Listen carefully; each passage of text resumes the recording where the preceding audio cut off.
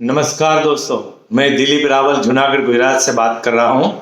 35 साल तक मैंने भारतीय जीवन बीमा निगम में विकास अधिकारी और सीनियर बिजनेस एसोसिएट की हैसियत से काम किया।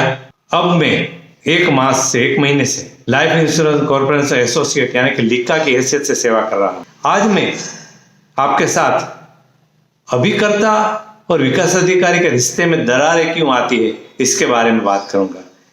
ये मेरा जो वीडियो है वो जो भी लोग देखते हैं वो बहुत ज्ञानी, बहुत बड़े दिल वाले, या चाहे वो अभिकर्ता हो, चाहे वो विकास अधिकारी हो, या चाहे LIC के कोई भी हमारे LICian हो, हमारे जीवन बीमा के निवृत्त कर्मचारी हो या चालू कर्मचारी हो जो सेवा में चालू है, तो वो सभी इतने बड़े दिल वाले हैं। इसकी वजह से ही हमारी संस्था इतनी आगे बढ़ी हुई है।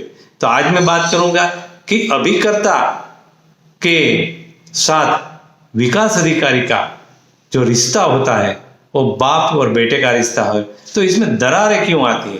तो दोस्तों, मैं एक चीज बताना चाहता हूं कि देखो ये बोतल है, ये बोतल 1 लीटर पानी की है। पता कर लो कि आप 1 लीटर पानी वाली बोतल में अगर 2 लीटर, 3 लीटर, 4 लीटर पानी डालने का प्रयास करेंगे तो क्या होगा, पानी निकल जाएगा और आपको लगेगा कि ये बोतल ठीक नहीं है। तो क्या ऐसी बहुत छोटी सी बात है कि बोतल की ताकत में बढ़ोतरी करना चाहिए या क्या करना चाहिए, कि हमारी कुछ ऐसी तो गलती नहीं है ना कि हम बोतल की जो क्षमता है उससे ज्यादा पानी भरने की उसमें कोशिश कर रहे हैं।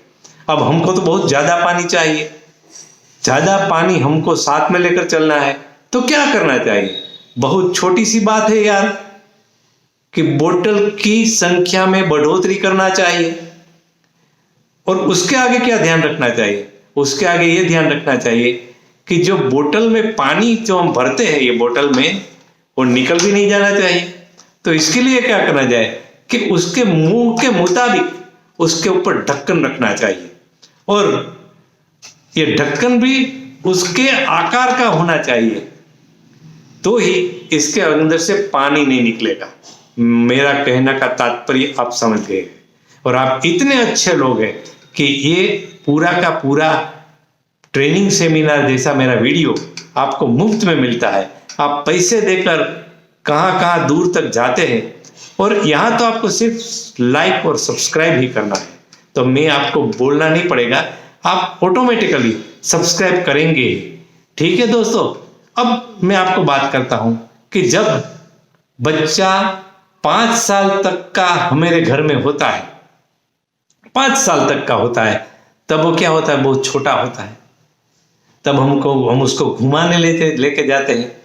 तो यहाँ भी हम उसको साथ जोइंट में जाते हैं, रास्ते में उसको ठंडा भी पिलाते हैं, कुछ गर्म भी पिलाते हैं। 5 साल तक वो किसी क्लब मेंबर नहीं होता है, वो क्लब में नहीं होता है, तब तक वो अपनी दुनिया हमको ही समझता है। जैसे बच्चे को उसके माँ बाप उसकी पूरी दुनिया होती है, उसी मुताबिक विकास अधिकारी उनके लिए उनकी दुनिया होता है, दुनिया होती है। और वो आपके अगल बगल में घूमता है, आपकी हर आज्ञा का पालन करता है, उनकी शरारतें भी आपको अच्छी लगती है। वो कुछ बहुत शरारतें भी करता है, लेकिन आपको बहुत लगता है कि ये नया नया लड़का है, छोटा लड़का है, अभी अभी आया है, तो उसकी शरारत को भी आप माफ कर देते हैं। तो दोस्तों, ये हुई मेरी आपके साथ बात की 5 साल तक आप उसकी हर शरारतें माफ कर देते हैं। अब जब बच्चा 5 साल का होता है तो वो स्कूल जाता है, यानी कि वो क्लब में आता है। बाद में अपनी कम और शिक्षक की ज्यादा सुनता है। हमारे यहाँ शिक्षकों की तादाद बहुत ज्यादा होती है। मुफ्त में शिक्षा प्रदान करने वाले शिक्षक कार्यालय से लेकर अंदर और बाहर बहुत मात्रा में मिलते हैं। स्कूल में दूसरे लड़कों के साथ उसका उठना बैठना हो जाता है, तो कोई चीज गलत भी सीखते हैं, कोई चीज अच्छी भी सीखते हैं। और क्या यह चीज हमारे यहाँ भी लागू होती है कि हमारे अभिकर्ता भी कुछ अच्छी और कुछ गलत चीज सीख लेते हैं? क्या कोई भी क्लास में हर एक बच्चा पहले नंबर पे ही पास होता है? क्या सभी बच्चे पहले नंबर पे ही पास होते हैं कि थोड़े बहुत बच्चे ही पहले नंबर पे पास? और पहले नंबर के पास करने की दूसरे बच्चे कोशिश भी नहीं करते, ऐसे भी क्लास में बच्चे होते हैं। फिर भी अच्छे शिक्षक क्या करते हैं, वो सभी को एक ही तरह की पढ़ाई पढ़ाते हैं। काफी दफा ऐसा भी होता है कि पहले नंबर पे आने वाला लड़का अंतिम नंबर पे आ जाता है, और अंतिम नंबर पे आने वाला हर हमेश रहने वाला लड़का होता है वो पहले नंबर पे आ जाता है। और कभी कभी तो ऐसा भी होता है कि पहले नंबर पे आने वाला बच्चा स्कूल छोड़ के भी चला जाता है। क्या हमारे यहाँ अभिकर्ता और विकास अधिकारी के बीच ऐसा कुछ होता है? सोच लो। काफी दफा प्रधानाचार्य बिना वजह शिक्षक को परेशान करता है। काफी दफा प्रधानाचार्य बिना वजह किसी शिक्षक को परेशान करता है। शिक्षक और विद्यार्थी को आमने सामने भी हो जाए ऐसा भी न्योता आता है। दूसरे शिक्षक या वाली परेशान करते हैं तो अच्छे शिक्षक गुस्सा करते हैं? कभी नहीं करते। अपने छात्रों के ऊपर या परिवार के सदस्यों के ऊपर वो ऑफिस का गुस्सा, कार्यालय का गुस्सा उसके ऊपर ठोक देता है? नहीं ठोक देता है। और इसमें से हमें क्या सीखना चाहिए कि परिस्थितियां चाहे अंदर या बाहर की कुछ भी हो, लेकिन हमारे अभिकर्ता के साथ या हमारे परिवार के साथ, हमारी बीवी बच्चों के साथ हमारे व्यवहार में कोई फेरफार नहीं होना चाहिए। ये हमको बहुत बड़ी सीख विकास अधिकारी की हैसियत से लेने की आवश्यकता है। अच्छे बच्चे और अच्छे शिक्षक का एक संस्कार होता है कि उसके पास कुछ अच्छी चीज आए तो दूसरों में बांटता है।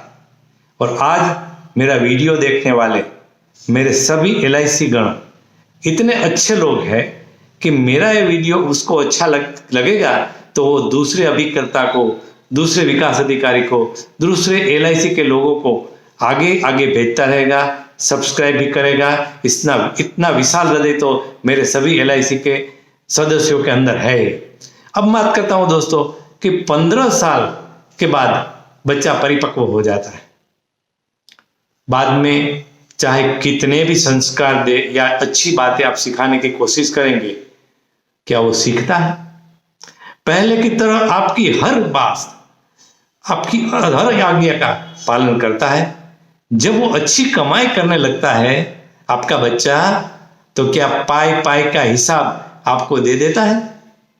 क्या 15 साल बाद यह चीज यहां भी लागू होती है कि नहीं होती है?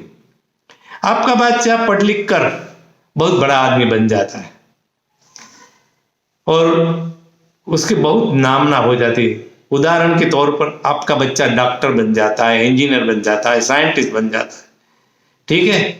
और आपको पसंद ना आए ऐसी अब वो हरकतें करने लगता है।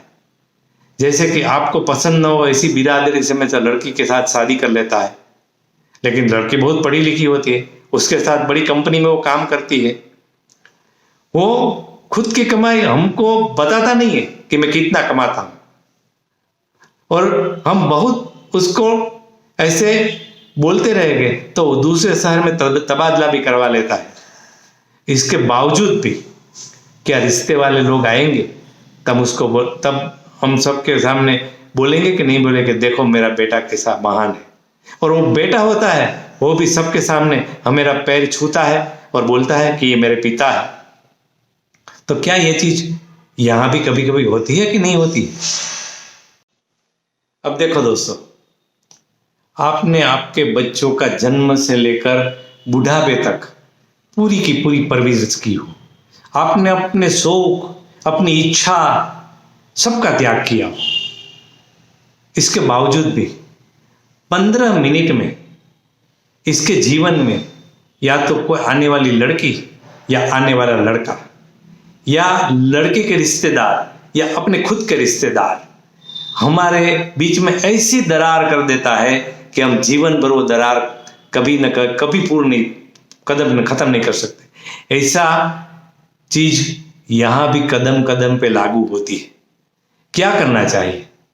ऐसी दरारें तो पड़ती ही रहती है, क्या करना चाहिए? जिंदगी में ऐसी दरारें पड़ती तो क्या है, वो जो मेरी जो सोशल लाइफ है, वहां एट द एज ऑफ 60 साल के बाद बच्चे पैदा नहीं कर सकते। पर यहां क्या करना चाहिए? छोटी सी बात है, बच्चे पैदा करते ही रहो, करते ही रहो, करते ही रहो। आप अपने बच्चे को सिर्फ पढ़ाई में ध्यान देने का बोलते। आपका खुद का बच्चा होता है ना, उसको आप बोलते हैं कि आप सिर्फ पढ़ाई में ध्यान दो, लेकिन देता है नहीं, वो दूसरी चीज में भी टांग अड़ाता है। तो यहां भी ये चीज लागू होती है कि हम बोलते कि सिर्फ LIC का काम कर, लेकिन वो नहीं करेगा, दूसरा भी चीज करे। अब देखो, प्राइमरी स्कूल में पोशाक होता है, यानी कि ड्रेस कोड होता है। हाई स्कूल में भी पोशाक होता है। 5 साल के बाद प्राइमरी में आएगा, 15 साल तक हाई स्कूल में रहेगा, लेकिन 15 साल के बाद वो कॉलेज में आता है और कॉलेज में पोशाक नहीं होता है। तो यहां भी वही चीज लागू होती है कि नहीं होती है?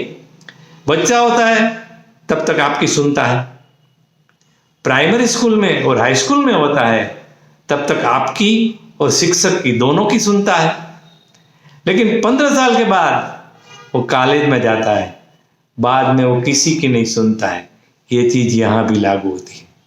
दोस्तों, मैंने मेरी अल्पमति के हिसाब से विकास अधिकारी और अभिकर्ता के बीच में रिश्ते क्यों बिगड़ते हैं, इसकी थोड़ी बहुत बात करने की कोशिश करी। अगर इसमें मेरी कुछ गलती हो गई हो, मैं मेरी हैसियत से कोई ज्यादा बोल गया हो, तो मेरे को क्षमा करना। नमस्कार दोस्तों।